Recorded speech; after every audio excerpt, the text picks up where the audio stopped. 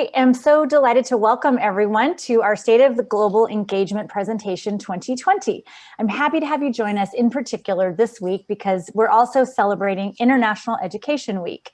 And this is a national celebration across the US that we are participating in. I'm Susan Popko. I'm the Associate Provost for International Programs, and I work with global programs and strategy throughout the university.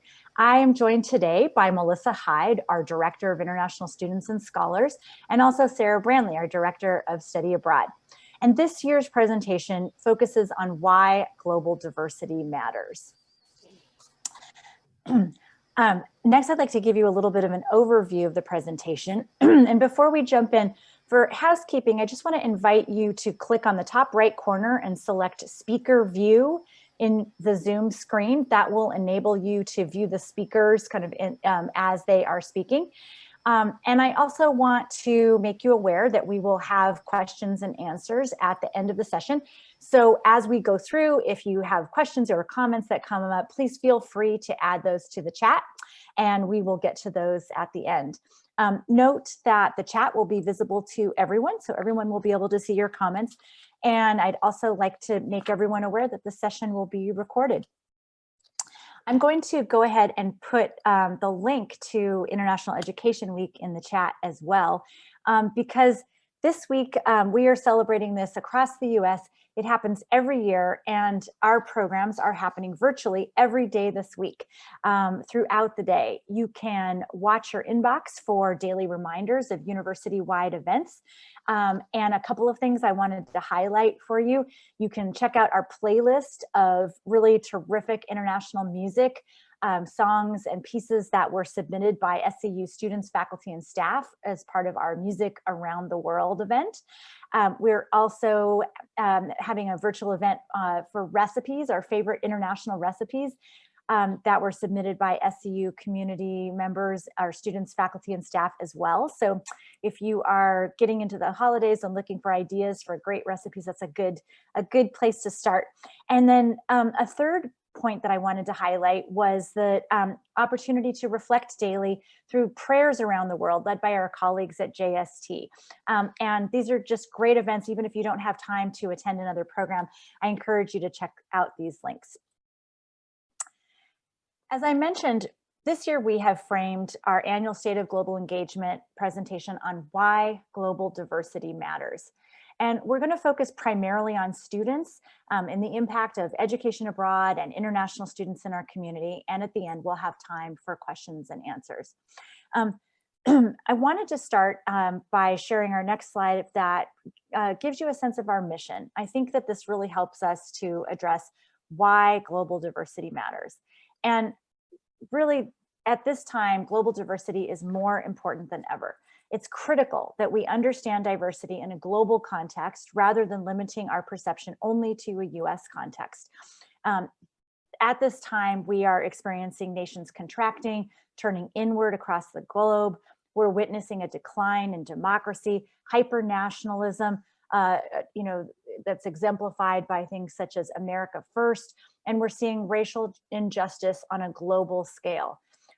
And as well, I think we're seeing a real questioning of the social contract of higher education in the US to educate citizens for democracy.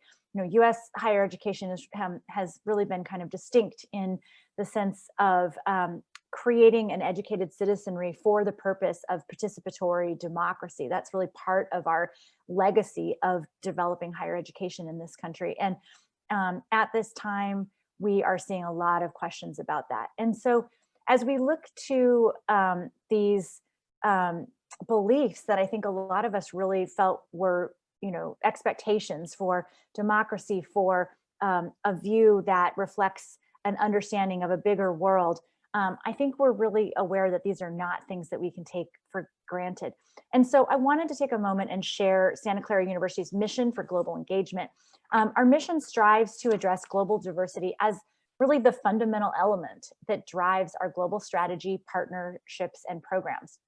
And I wanted, you can see our mission, vision, values, and responsibilities here, but I wanted to just read it because we're really proud of this mission, and it really, it provides a foundation for everything that we do. So our mission is to ignite curiosity and foster understanding about the world and SEU's place in it by connecting students, faculty, and staff through teaching, learning, and research. So as we are looking at global diversity, as we're looking at racial injustice, as we're looking at how we continue to promote intercultural learning and intercultural engagement opportunities, we keep coming back to our mission to provide a touchstone for everything that we do. After that, I wanted to talk a little bit about one of the ways in which we really pursue equity by talking about our global learning goals. So SEU's global learning goals that you can see in the next slide really are focused on what students achieve by engaging in different programs. The learning goals provide students who engage in a Santa Clara education through our programs abroad and also our international students at Santa Clara University, increased skills and abilities in learning how to navigate different cultures. They not only know how to communicate with people who are like them in an environment that is familiar to them, but they really are developing skills that enable them to go into unfamiliar environments, to meet people who are different from them and communicate effectively. As well, we really have a focus on a shift in perception, an increased sense of how small actions, individual actions are connected to bigger implications in the world. And so it's really valuable, I think, when we have our students participating in our Santa Clara University programs globally and our international students who are so engaged throughout our campus, that we're really highlighting kind of the goal, what they're getting out of these experiences. In addition to the learning goals, really we see that engagement in intercultural education, international education, whether it's international students coming to the US to navigate a new education system and a new culture, or whether it's Santa Clara students studying abroad and going on different kinds of programs abroad, that really it's a high impact practice that drives student success.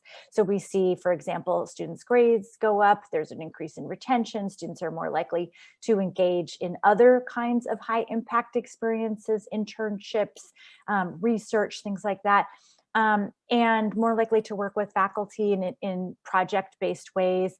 In addition to that, students who participate in programs abroad are more likely to find a job within 6 months of graduation compared to the general population, according to a recent study. So we really see these global experiences as crucial for launching the kind of Santa Clara graduates that we want to have at this university. And also, I wanted to highlight some of the knowledge, skills, and attitudes that students develop that really are specifically aligned with kind of career success. There's a huge importance placed on really helping students develop particular skills that are in line with what employers are seeking. And students who engage in global experiences and international education absolutely do this. And so examples of these of the knowledge, skills, and attitudes that students develop include problem solving, working in diverse teams, flexibility, adaptability, an openness to different ways of thinking, and the ability to kind of think critically about different modes. So we're really proud of being able to cultivate these skills at Santa Clara University, whether it's on our campus for international students or when they go on a Santa Clara program in another part of the world. The next slide, please. So I wanted to touch base a little bit on kind of global diversity and racial justice. So like everyone lately, we have been really focused on these issues around democracy and racial injustice, and really looking at sort of everything that we do from this lens. And throughout our presentation today, we'll give examples of the work that we have been doing to address this. But I wanted to talk a little bit about some of the framing that's really front and center in our work right now. And that's some of the work related to international students. And I think it's really crucial for us to understand why it's important to consider diversity in a global context, not only a US context. And Melissa's going to talk about this in more detail. But I think we very comfortably talk about students in different aspects of individual personal identity, a first generation student, for example, or a student of color. But when we talk about international students, that's how we refer to them, international student. And, the irony of that is that it really defines students based on kind of their immigration status. It defines students based on kind of the fact that they're not US citizens or US students, rather than bringing in any elements of their personal identity to sort of talk about who they really are. I think that this is kind of problematic because all of our international students, of course, have varied personal identities, just like our other students do. And the international piece is only one facet of their experience. And I don't know if any of you might remember this TV show that was on a while ago called That 70s Show. It was a funny show, but there was a character in that show that throughout the entire run of it was only ever referred to as that foreign kid. I think it was kind of this running joke as part of the show. And I think that's what we want to make sure we're not doing to our Santa Clara students, that we really want to give them an opportunity to bring in elements of their personal identity. When we talk about race, it becomes even more complicated because, of course, most of our international students are students of color. And they're not only impacted by race, both in the US, but also racial constructs in other parts of the world. And I wanted to just kind of emphasize that because it's something we are talking about a lot. And that really is that race is a social construct, and examples of how race can differ differ based on society. And so some examples of that I can share on the next slide are just looking at the different ways that different cultures refer to race or ethnicity, and just wanting to emphasize the point that this is malleable based on where you are located, right? And my identity may be perceived differently when I'm in the US than when I go to Saudi Arabia, or when I go to Japan, or when I go to another culture. And when we're talking about race, this is particularly true. So I think as we are thinking about kind of global diversity in our community and on our campus, it's really important to remember that international students are international, but they're also students with multiple identities, including being students of color as well. So with that, I am going to turn it over to Melissa to talk a little bit more about international students specifically. Thanks, Susan. Hi, everyone. I'm Melissa Hyde, the Director of International Students and Scholars, here to tell you a little bit more about diversity and international students. I'll give a brief kind of background context, share a little bit of data with you, talk about ways that we're affecting change and engaging with global learning outcomes, and then some challenges that we're currently being presented with.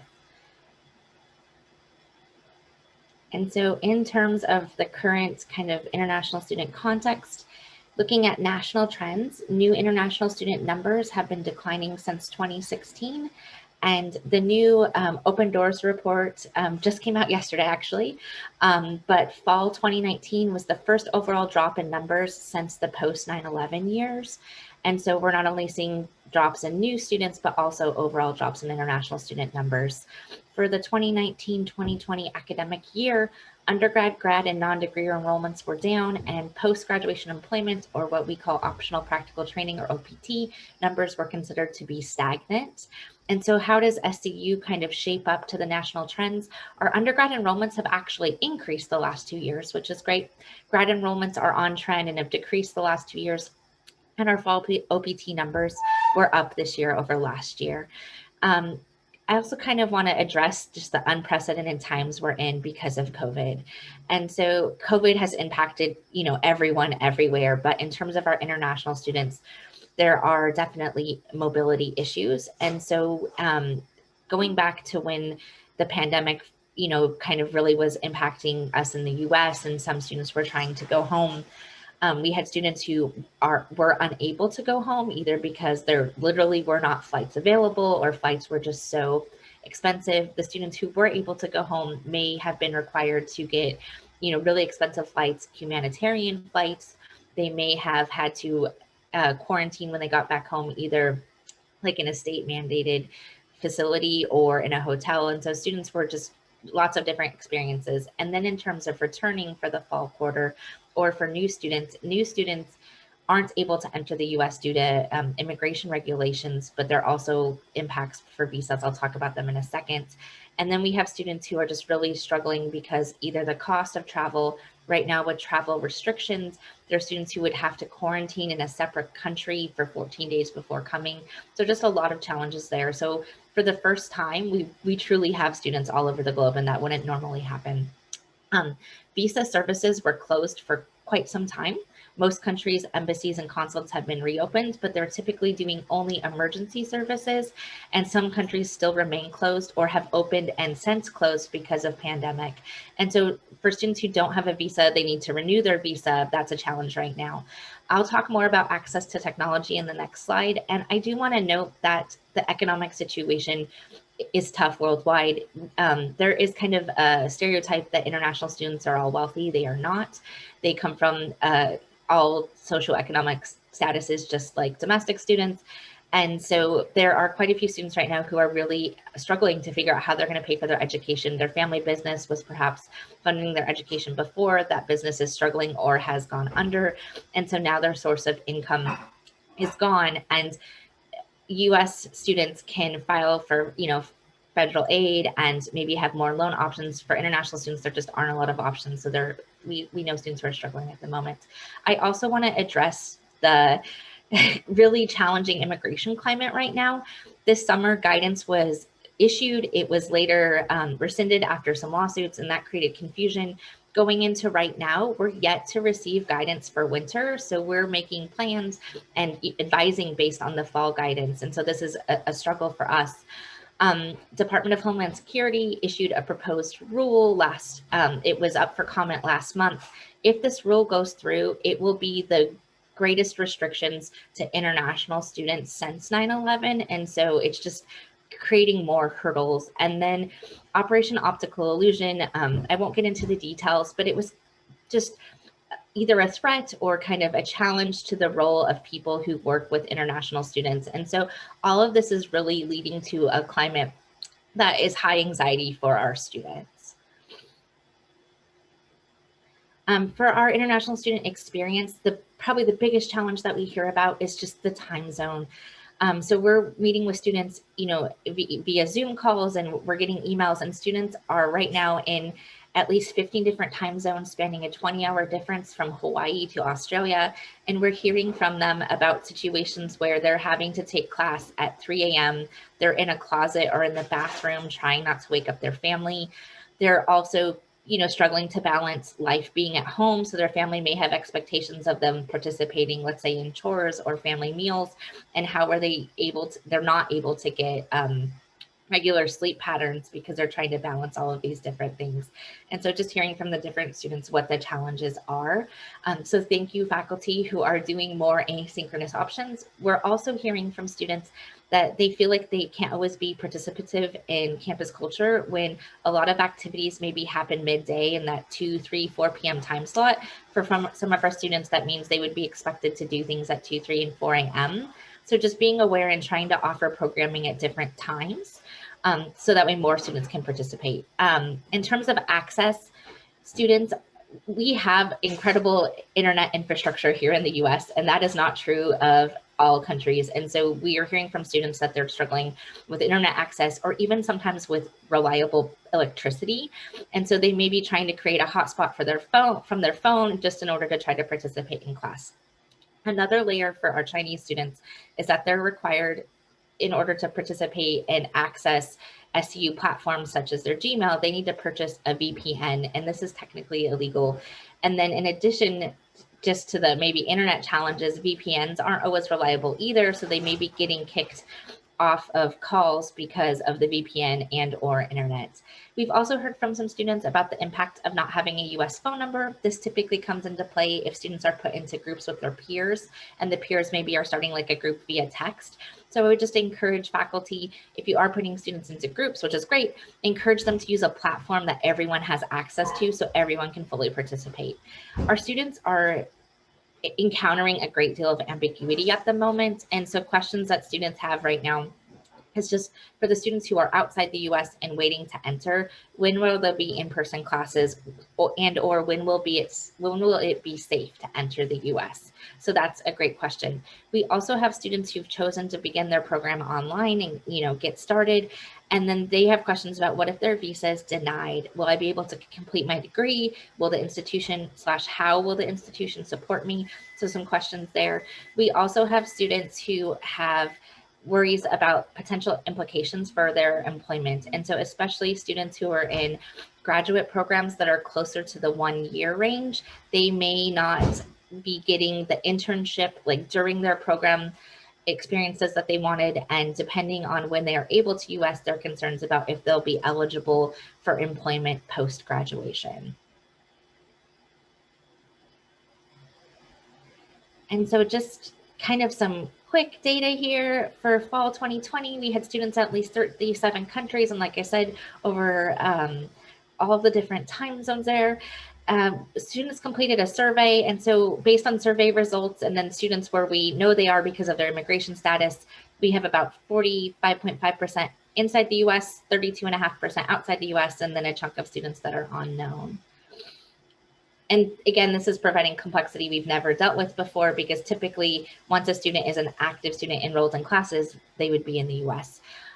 In terms of overall numbers, we're supporting 1,080 students who are on active immigration records, meaning that they're either studying or participating in post-graduation employment, that OPT, and they represent 64 countries. The top 10 countries represented are in the chart there. Our top 10 is very similar to the national top 10. So kind of right on par there. We also are supporting approximately 175 students who've begun their studies outside the US and are waiting for in-person classes so they can enter. In addition to that, the students who are, have either deferred or are waiting to begin in their first term. And then a little bit on how the international student experience at SCU impacts global learning outcomes. And Susan went through the global learning outcomes earlier.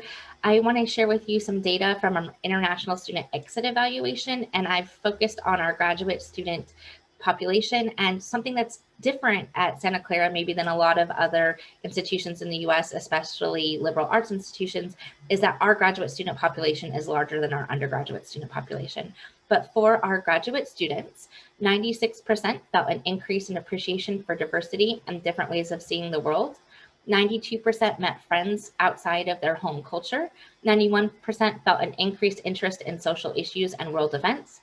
87% felt experiences at SCU increased interest in language learning, and 87% felt an increase in their knowledge and critical understanding of their own culture. And I think this was our pilot study or pilot evaluation. So the first time we've done it, we're excited to see what happens this year and kind of how we can compare things moving forward. But overall, I feel like we're doing quite well as a community here at Santa Clara. And then I'm going to wrap up my portion just with some questions to leave you with. There's not time to do them justice here, but I kind of just want to put them out there. So in terms of international students and diversity, we're kind of struggling with, where do international students fit into diversity conversations? And the first point I want to bring up is, what do we mean when we talk about diversity, and how can we work to include global diversity in the current conversations without distracting from the other things that are happening? So without distracting from Black Lives Matter or other movements. And so how can it be an inclusive conversation and not separate conversations? The second point is, how can we help international students navigate racism in the United States? So how do we help them better understand racism, so that race and racism, so they can both address assumptions that they may be bringing with them, that they can help better understand experiences that they have. So the concept of race may be very different in their country. They may be coming from a place where everyone is assumed to be of the same ethnicity, or they're in the majority, they're now in the minority for the first time. How do we kind of help them navigate these situations? And also, how do we help them kind of know what to do when they experience racism? Because unfortunately, that will likely happen. And then finally, how do we build inclusive data practices? And so how do we ensure international students are able to express their identity and be counted when our predefined race and ethnicity categories are so US centric? And Susan touched on this earlier in the presentation, but for me, having conversations with international students, it's been made clear that sometimes they feel like there's no box they can check because maybe international student isn't an option. And then if it's like American, Asian American, African American, they're like, well, I'm not American, so none of those, fit me. And then do I pick the one that I'm closest to? Sometimes too, students maybe have been instructed, like you should check this box. And so that's come up to me where white is not, that concept is not necessarily shared internationally. And so where someone who we may define as white may not define themselves as white. And then one of my favorite stories is a student from Spain was told to check the box Hispanic, and he's trying to explain the difference between Hispanic means, being descendants of Spanish culture, but he is Spanish. And so wanting to have that distinction there. And so how do we kind of have ways for students to embrace their identity and share that with others? And again, not enough time here to address these questions, but I want to put them out there because these are things that we're thinking about and working through. And so with that, I'd like to turn it over to my colleague, Sarah. Thanks, Melissa. I'm Sarah Brownlee. I'm the Director of Study Abroad here at Santa Clara. And so what I'm going to cover today is very similar to sort of the aspects that Melissa covered. I'm going to talk briefly about sort of the context of education abroad and why diversity is sort of matters, especially right now. I'm going to look a little bit at our diversity data and sort of what our current population of Santa Clara Study Abroad students looks like. And I'm also going to cover how we are working within those learning goals and some of our onward initiatives as we move forward. So on the next slide, I want to talk a little bit about the context of why global diversity is important to study abroad. And it's really because it's rooted in sort of a history of access, or really often a lack thereof. Education abroad and international education have been key foundations of learning really since the Middle Ages. However, the focus on travel abroad in the 19th and early 20th centuries really came largely from sort of wealthy women taking what was sort of termed the grand tour, largely around Europe, typically before marriage. And so it wasn't really grounded in study at that stage or any sort of mass diversity. And so when that sort of transition to colleges and universities, access continued to sort of really be limited. It was focused again on male students. It was largely focused on humanities, so science and research that we know in our programming today was largely excluded. And so increasing awareness of global perspectives sort of following the world wars put more focus on the importance of increasing diversity and access to study abroad for the student experience.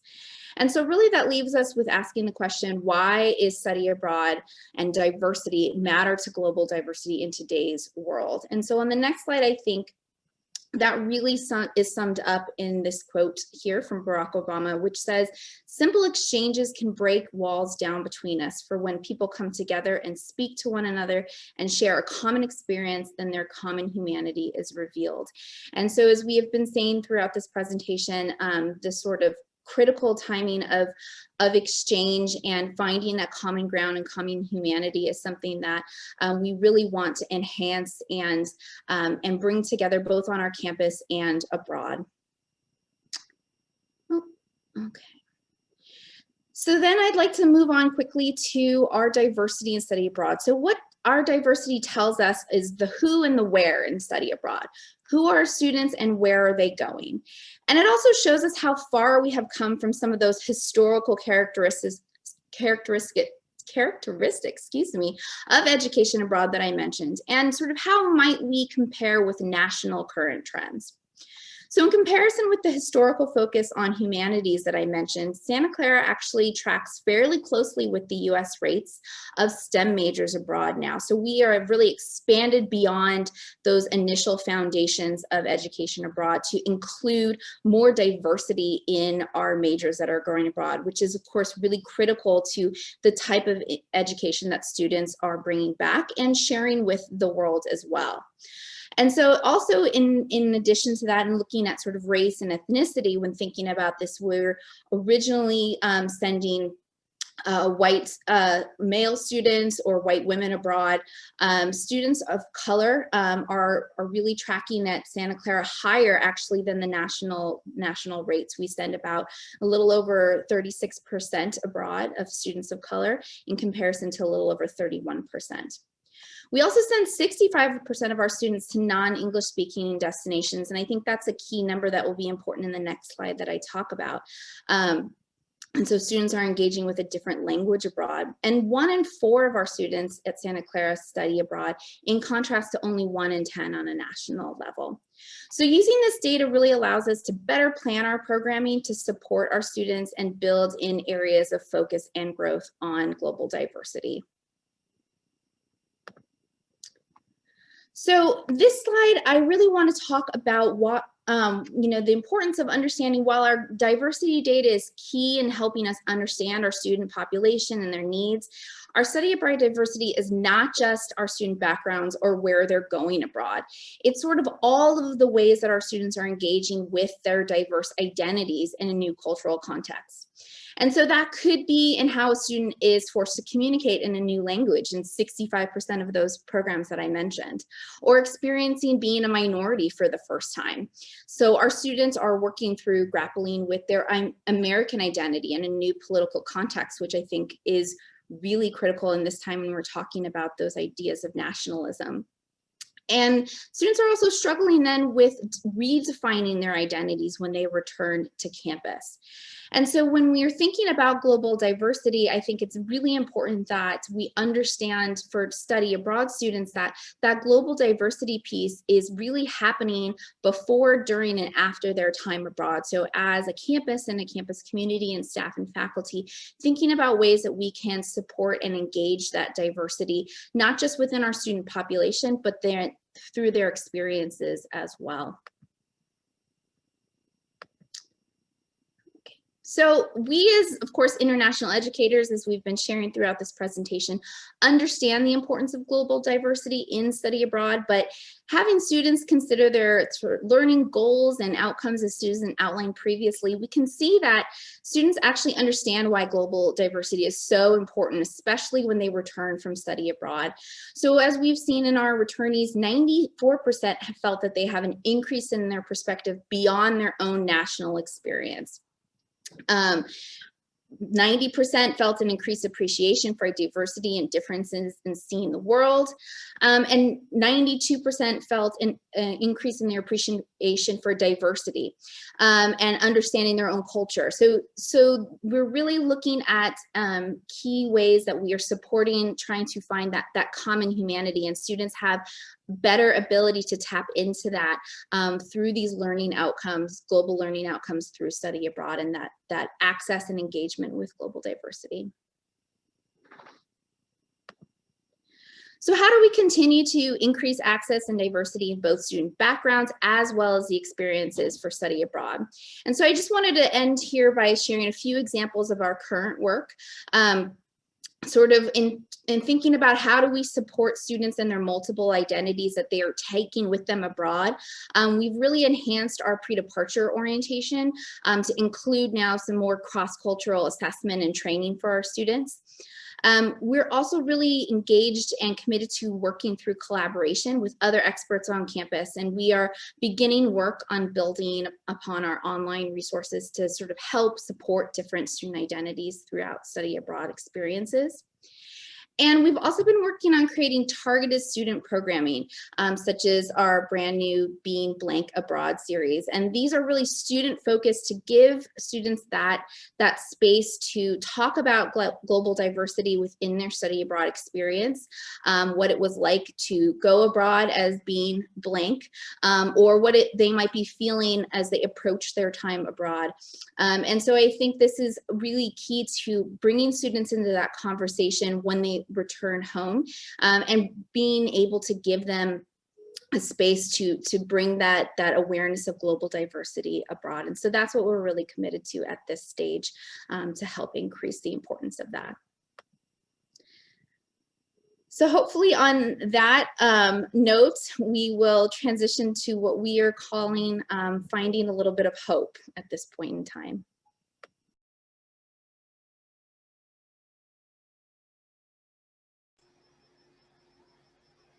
Yeah, so with everything that kind of the struggles that are going on, trying ways to find hope. And what I would share is that where I'm finding hope is Santa Clara, in the Santa Clara community and their support for international students. And so from, I came this summer, and in terms of when the guidance was released, the university actually joined a lawsuit, and, with showing its support for international students, faculty have been, doing incredible work, and so have staff, to try to accommodate students who are around the world.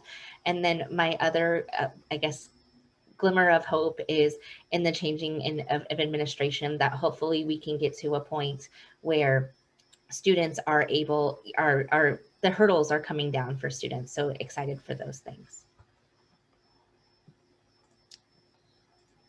And I think for me, what I've been really hopeful about and inspired about are sort of all of the really creative ways that our field is coming together to give students access to this global diversity through virtual experiences throughout this sort of trying time. And so I'm really excited to see what our international education field can provide. And I'm really excited to hear so much of the increased and continued interest and engagement from our Santa Clara students, and their curiosity of all things abroad and global, and really engaging with students to be able to re-enter the world when it is safe, and to take all of this learning with them. And so I think that's what allows me to be hopeful during this time. I want to thank Sarah and Melissa. I think those are really terrific reasons to be hopeful at a time when, we're not doing business as usual, and everything that we do is sort of kind of on hold in the way we used to do it. I also, really find hope within our Santa Clara University community. Our community is de facto global. Our students, faculty, and staff include our colleagues and partners at universities around the world. And these people are part of our community as well. And so, even though we don't get to maybe have a meal with them in person or talk with them in person, we still are able to connect with them online and have, really fantastic initiatives that we've been able to launch virtually. And so as I think about that, I'm just really reminded day in and day out how every single thing that we do on our campus has this global dimension, has this dimension of engaging a broader community. And, as we look at that, I think it really compels us to look at diversity in this broader global context in order to really embrace our whole community. And, I think as well, I've just been really overwhelmed by the support that we have heard from faculty and staff who are creatively engaging in different ways, and the tenacity of students who have really demonstrated flexibility and adaptability throughout all of this time. So even though things are not kind of business as usual for us, we aren't looking toward a return to what was before, but instead looking forward to new ways of doing things. And we really believe that this is cause for hope.